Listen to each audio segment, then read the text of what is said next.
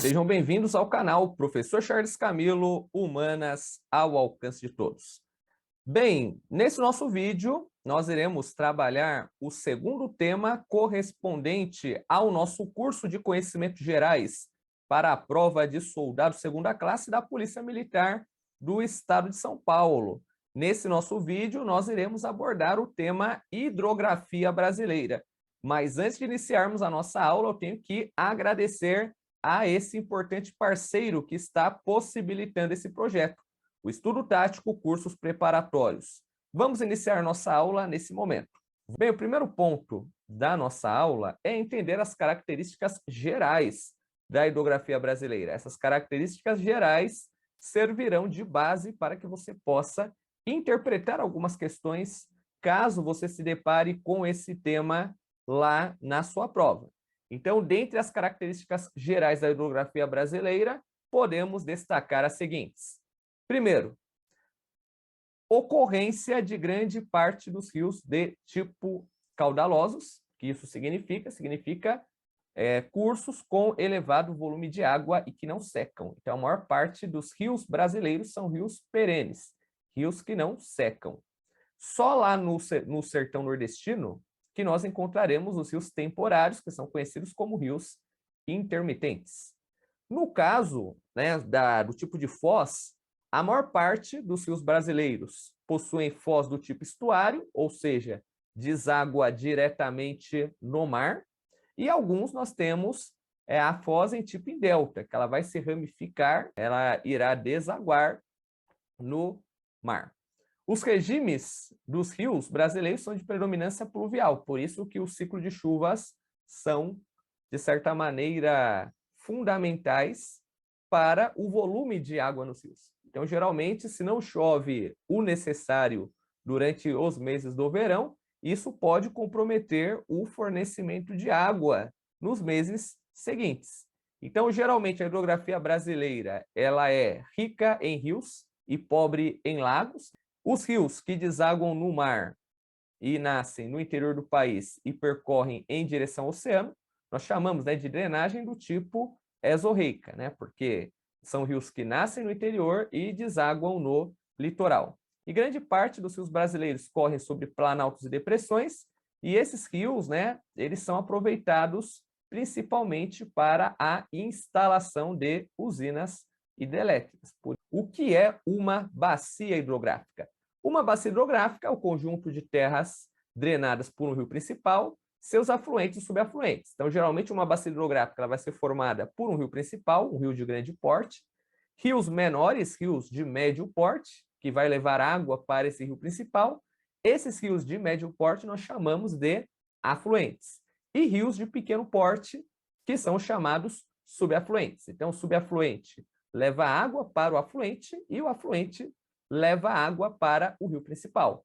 O Instituto Brasileiro de Geografia e Estatística classificou o Brasil em 9 bacias hidrográficas, conforme nós temos aqui à disposição no nosso mapa. Bacia Amazônica, Tocantins-Araguaia, Bacia do Atlântico Norte, Atlântico Nordeste, Bacia do São Francisco, Bacia do Atlântico Leste, Bacia do Rio Paraná, Bacia do Rio Uruguai, Bacia do Rio Paraguai, Bacia do Atlântico Sul, Bacia do Atlântico Sudeste. Então, percebam que aqui nós temos, né, a disposição dessas bacias organizadas geograficamente aqui nesse nosso mapa.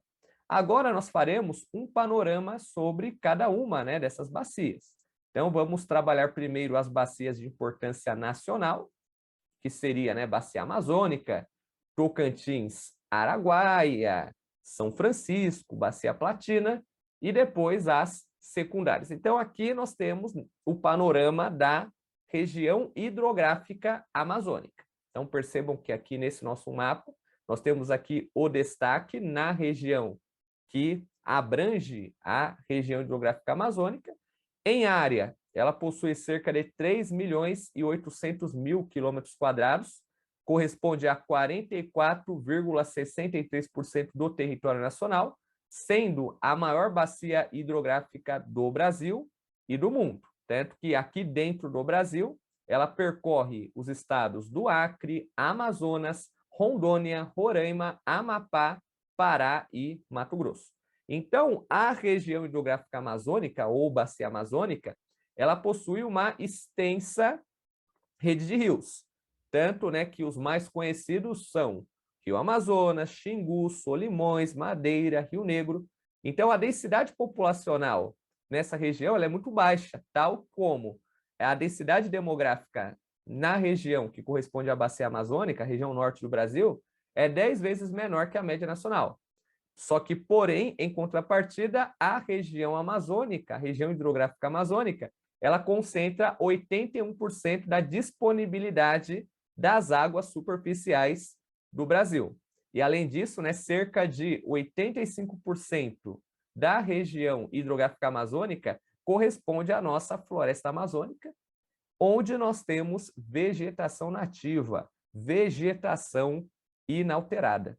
A região hidrográfica do Tocantins-Araguaia possui uma área de 967.059 quilômetros, correspondendo a cerca de 11,36% do território nacional, e a região hidrográfica do Tocantins-Araguaia abrange 6 estados brasileiros. Os estados de Goiás, Tocantins, Pará, Maranhão, Mato Grosso e Distrito Federal.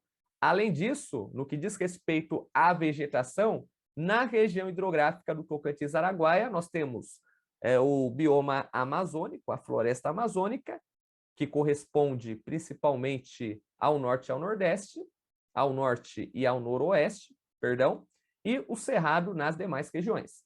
A precipitação anual média na região é bem menor que a média nacional. Então, essa região, né, em determinadas localidades, principalmente já na região centro-oeste, costuma chover pouco.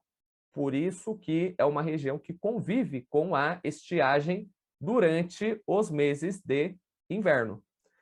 E, no geral, a região hidrográfica do Tocantins-Araguaia, ela possui um importante potencial turístico, né? Então, nós temos atividades ligadas à pesca esportiva, turismo ecológico, praias fluviais, como, por exemplo, a Ilha do Bananal, que é conhecida como a maior ilha fluvial do mundo, o Polo Turístico de Belém, o Parque Estadual do Jalapão, no estado do Tocantins, o Parque Nacional da Chapada dos Veadeiros, em Goiás, que se destaca pelas belas cachoeiras. Falando aqui sobre a região hidrográfica do São Francisco. A região hidrográfica do São Francisco abrange uma área de 640.000 quilômetros quadrados, o que equivale a 7,52% do território nacional, e abrange 7 estados brasileiros: Bahia, Minas Gerais, Pernambuco, Alagoas, Sergipe, Goiás e Distrito Federal. Então, no geral, a precipitação média anual na região hidrográfica do São Francisco ela é muito abaixo, né, da média nacional, apresentando frequentes situações de escassez de água. Então, principalmente nas regiões do semiárido, principalmente, nós temos esse problema da estiagem. Só que, porém, o Rio São Francisco é um rio perene, é um rio que não seca. Então, a região hidrográfica do São Francisco tem um importante papel na geração de energia para a região nordeste do país. E fora isso, né, o Rio São Francisco ele tem um papel principalmente ligado à integração nacional, porque aqui nós temos estados do Sudeste, estados do Nordeste e estados do Norte. Então, o São Francisco ele tem esse papel, né, de promover a integração nacional, por meio, né, principalmente do transporte fluvial e do desenvolvimento das atividades econômicas. Ok. Então, seguindo adiante, vamos falar aqui sobre Bacia Platina. Quando nós falamos, né, sobre a Bacia Platina, meus amigos e minhas amigas, ela é constituída por 3 rios principais, os seus afluentes, né? Então, no caso, nós temos, dentro da Bacia Platina, a Bacia do Rio Paraná, a Bacia do Rio Paraguai e a Bacia do Rio Uruguai. Então, essas 3 bacias são conectadas e elas se unem no chamado Estuário do Prata, entre o Uruguai e a Argentina. Então, o estuário é quando as águas do rio elas desaguam no mar. Então, isso é o que nós chamamos, né, de estuário. Então, o principal destaque da Bacia Platina está ligado ao Rio Paraná e seus afluentes, Rio Tietê, Rio Paranapanema, Rio Peixe, Rio Iguaçu, que são os principais, dentre outros. além de rios que formam ao se juntarem o Paranaíba e o Rio Grande. Então, geralmente, a maior parte dos rios da Bacia Platina são rios de planaltos e rios encachoeirados, onde, né, nós vamos ter o desenvolvimento do potencial hidráulico. Então, geralmente, né, quando nós falamos, principalmente nessa questão da Bacia Platina, nós temos, né, a geração de energia, principalmente por meio ali da usina de Itaipu, e também o transporte, que é feito pela hidrovia Tietê-Paraná. E o Rio Paraguai ele é um típico rio de planície que vai atravessar o Pantanal Mato-Grossense e é utilizado também como hidrovia. Ok. Então, agora, falando aqui um pouquinho sobre as regiões hidrográficas secundárias. Aqui nós já temos, né, as demais regiões hidrográficas que possuem uma importância regional. Aquelas que nós vimos anteriormente, como Amazônica, Tocantins, Araguaia, São Francisco, Platina, são regiões hidrográficas de importância nacional. Já no caso dessas aqui, que tem uma importância secundária, elas são de importância regional. Então, aqui nós temos a região hidrográfica do Parnaíba, que é formado pelo rio Parnaíba e os seus afluentes. Nós temos a região hidrográfica do Nordeste Oriental, que ela é formada por várias pequenas bacias dos rios Gurupi, Itapecuru, Mearim, Munim e Pericumã. Nós temos, no caso aqui, a região hidrográfica do Nordeste Ocidental, que é formada por esses rios destacados aqui. A região hidrográfica do Atlântico Leste, que é formada pelas bacias dos rios de Contas, Itapicuru, Jequitinhonha, Mucuri, Rio Pardo, Rio Paraguaçu e Rio Vaza Barris. Região hidrográfica do Atlântico Sudeste, que é constituída pelas bacias do Rio Doce, Paraíba do Sul, Ribeira do Iguapé e São Mateus. E a região hidrográfica do Atlântico Sul, que é constituída pelas bacias dos rios Camaquã, Capivari, Itajaí e Jacuí, onde, né, na região que corresponde à cidade de Porto Alegre, nós denominamos, né, de Rio Guaíba. O Brasil apresenta importantes aquíferos. Então, no geral, nós temos 2 importantes aquíferos que estão dentro do território brasileiro.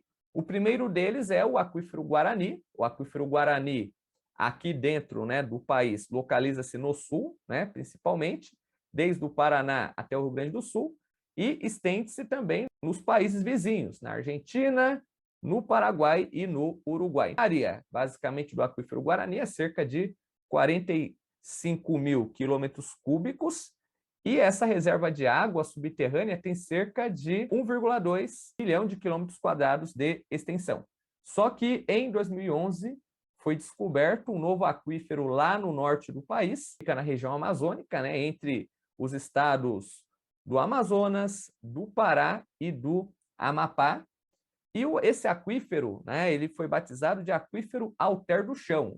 O volume de água armazenada é bem maior, 86 mil quilômetros cúbicos de água que o aquífero Alter do Chão possui.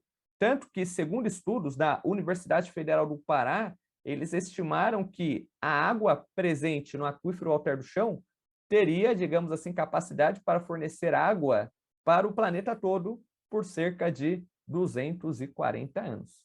Bem, meus amigos e minhas amigas, finalizo aqui a nossa aula 2. Tudo de bom, fiquem com Deus e até o próximo episódio. Que a força esteja com você.